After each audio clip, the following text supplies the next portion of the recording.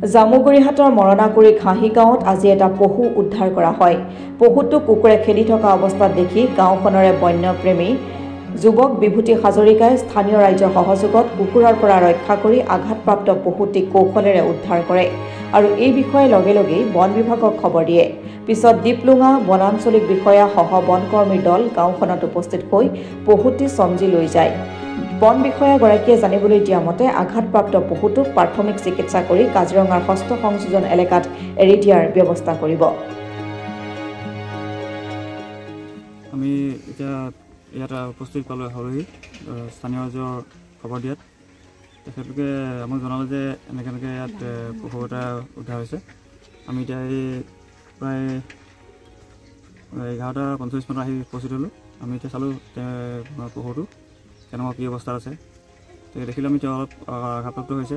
সেইটো অকণমান প্ৰাথমিক চিকিৎসা কৰাৰ পিছত আমি কাজিৰঙাত মুকলি কৰি দিয়া হ'ব। আৰু যাতে এনেকুৱা ইয়াত যিহেতু এনেকুৱা কাজিৰঙা ওচৰে পাজৰে এলেকা, ইয়াত এনেকৈ পশু কিবাকিবি ধৰক আহিব পাৰে ৱাইল্ড লাইফৰ বস্তু, যেনেকৈ স্থানীয় ৰাইজে আমাক যাতে সহযোগ জনাই কণ্টেক্ট কৰে। নমস্কাৰ জনাইছোঁ আমি আপোনালোকক সংবাদ মাধ্যমৰ কৰ্মীসকলক। প্ৰথমতে আমাৰ সন্মানীয় গাঁৱৰে বিভূতি হাজৰিকাদেৱে পশুটো প্ৰত্যক্ষ কৰিছিল। প্ৰথমতে কেইটামান কুকুৰে খেদিছিলে, কামুৰিব পৰা নাছিলে আৰু জেওৰাৰ ফাঁকত সোমোৱাৰ পিছত তেখেতসকলেই পশুটো গাঁৱৰ কেইজনমান যুৱকৰ সৈতে লগ হৈ পশুটো কৰায়ত্ব কৰিলে, কৰি পেলাই ভালকৈ বান্ধি পেলাই ৰাখি পেলাই আমাক জনালে আৰু আমি লগত ফৰেষ্ট ডিপাৰ্টমেণ্ট বা আমি যি সংবাদ মাধ্যম আমি খবৰ দিলোঁ, লগত আপোনালোকো আহিল আৰু ফৰেষ্ট ডিপাৰ্টমেণ্টৰ মানুহো আহিল। বহুতো অকণমান আঘাতপ্ৰাপ্ত হৈছে, তাৰ কাৰণে যি প্ৰাথমিক চিকিৎসা আছে তেওঁলোকে কৰিম বুলি আমাক প্ৰতিশ্ৰুতি দিছে। গতিকে তেখেতসকলে ইতিমধ্যে লৈ গৈছে। গতিকে অনাগত দিনত এনেকুৱা ধৰণৰ আমাৰ কইনকাৰ কাষতেই যিহেতু কইনকা পামখন আছে, তাৰ লগতেই আমাৰ এনেকুৱা ধৰণৰ পহুৱে হওক বা অন্য জীৱ জন্তু এনেকৈ আহে আমাৰ গাঁৱত। এনেকৈ আমি প্ৰত্যক্ষ কৰিলে লগত আমি সংবাদ মাধ্যম আৰু আমাৰ যিসকল ফৰেষ্ট ডিপাৰ্টমেণ্ট আছে তেখেতসকলৰ লগত আমি যোগাযোগ কৰোঁ। অনাগত দিনতো তেনেকৈ আমি ইয়াত দেখা পালে আমি নিশ্চয়কৈ আমি সকলোৱে সহায় সহযোগিতাৰ মাজেৰে উদ্ধাৰ কৰাৰ চেষ্টা কৰিম। ধন্যবাদ। আজি কিছু সময় আগতে এটা পহু মানে প্ৰাপ্তবয়স্ক নহ'লে পোৱালি হ'ব, দৌৰি আহি পেলাই আমাৰ ফুলনি বাগিচা মানে ঠিক জেওৰাৰ ভিতৰত সোমাই।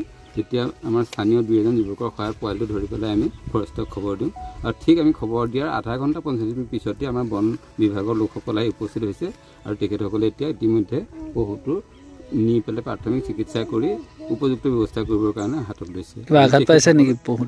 অকণমান তেজৰ দাগ দেখিছোঁ, সম্ভৱ আমাৰ জেওৰাই কাটিছে আৰু ভঁৰালত সোমোৱাই থওঁতে অলপ চোচৰ বেৰাই কাটিব পাৰে। হয়, এটা যিহেতু ওলাই আহে জনাঞ্চলৰ পৰা বনাঞ্চললৈ, কি ক'ব? হয়, এতিয়া আমিতো শুনা পাইছোঁ যে বনাঞ্চল কমি আহিছে, সেইকাৰণে হয়তো জনাঞ্চলতে আমাৰ অকল পহু বুলি নহয় বিভিন্ন জেগাত হাতী বা আমি জীৱ নিবলৈ আহিছে। কিন্তু আমাৰ ইয়াৰ অতি সহজ ভক্তপ্ৰাণ ৰাইজে যি আজি বুলি নহয় তেনেকৈ যদি কিবা বনৰীয়া জন্তু পায় বা পোৱালি আহে আমি নিশ্চয় আজিৰ দৰে আন দিনো আমি ফৰেষ্টক জনাই উপযুক্ত ব্যৱস্থা ল'বলৈ দিম। ধন্যবাদ। Bureau' report Assam today.